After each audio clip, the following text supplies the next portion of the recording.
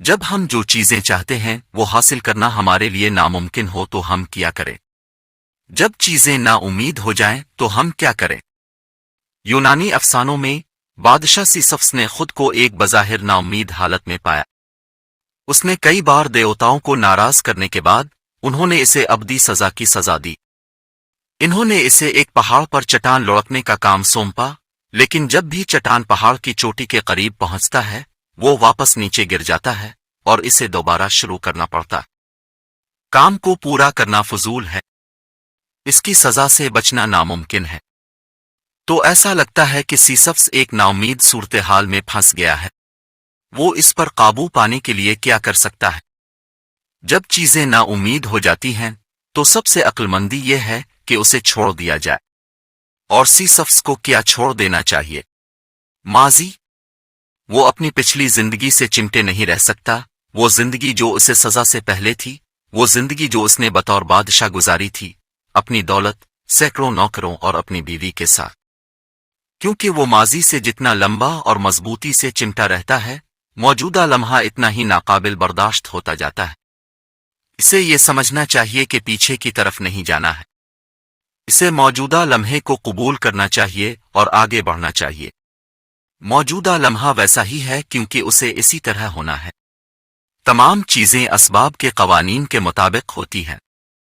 کرہ ارض پر اگر ہم کسی چٹان کو اوپر پھینکتے ہیں تو اسے واپس نیچے آنا چاہیے، اور ایسا کرنے سے یہ وجہ اور اثر کے قوانین کے مطابق ہوتا ہے۔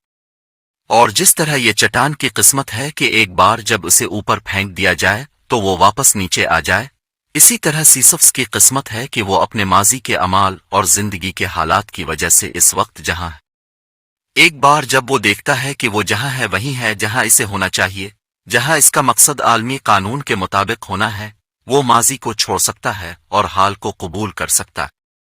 اور ایک بار جب وہ حال کو قبول کر لیتا ہے تو وہ مستقبل کی طرف دیکھ سکتا ہے۔ سیسفس اپنے آپ کو ایک نیا مقصد مقرر کر سکتا ہے جو موجودہ لمحے کو معنی دیتا ہے۔ مثال کے طور پر ہو سکتا ہے کہ وہ اتنا عضلاتی ہونے کا ہدف طے کرتا ہے جب وہ آخر کار باہر نکل جاتا ہے کہ اس کی بیوی شاید ہی اسے پہچان سکے گی۔ اور اگرچہ وہ کبھی باہر نہیں نکل سکتا، پھر بھی وہ اپنے موجودہ مصائب کو معنی دینے کے لیے مقصد کو کارآمد پاتا ہے۔ اسے امید دلانے کے لیے مقصد کارآمد معلوم ہوتا ہے، اس لیے وہ ایک ہی دن میں پہاڑ کو کتنی بار اٹھا سکتا ہے اس کا پتہ لگانا شروع کر دیتا ہے۔ پھر وہ اس بات کا پتہ لگانا شروع کرتا ہے کہ اسے ایک بار چٹان کو اوپر لانے میں کتنا وقت لگتا ہے۔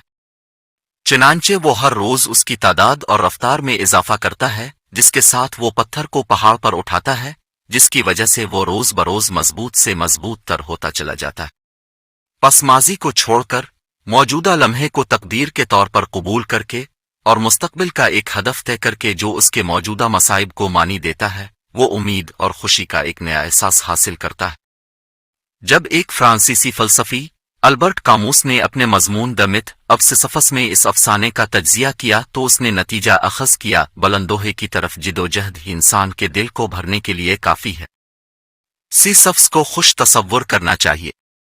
کاموس کو بھی اسی طرح کا احساس ہوا کہ سیسفس کو اپنی قسمت کو قبول کرنا چاہیے اور اپنی سزا پر قابو پانے کے لیے معنی خیز اہداف کا تعین کرنا چاہیے۔ لیکن سیسفس کی کہانی کا ہماری اپنی زندگی سے کیا تعلق ہے؟ کسی نہ کسی وقت ہم سب کو اس جیسی صورتحال کا سامنا کرنا پڑے گا۔ ہو سکتا ہے کہ ہمارا کوئی قریبی انتقال کر جائے یا ہم کار حادثے میں غیر متوقع طور پر ایک عضو کھو بیٹھے، اور ہم اپنے آپ کو ایک ایسے ماضی سے چمٹے ہوئے پاتے ہیں جو اب قابل حصول نہیں ہے۔ اور اس لمحے ہمیں فیصلہ کرنا ہوگا کیا ہم ناقابل حصول کا پیچھا کرتے رہتے ہیں اور مایوسی میں رہتے ہیں، ہم آگے بڑھتے ہیں؟ کیا ہم ماضی میں پھنسے رہیں گے، ہم سیسفس کی طرح اپنی موجودہ صورتحال کو اپنا مقدر سمجھ کر اور ایک نیا ہدف طے کر کے ماضی کو چھوڑنا سیکھیں گے جو ہمارے موجودہ مصائب کو معنی دیتا ہے؟ ہو سکتا ہے کہ ہم کسی پیارے کو کھونے کا درد لیں اور اسے ایک ایسا مستقبل بنانے کے لیے بطور ایندھن استعمال کریں جو ان کی عزت کرے۔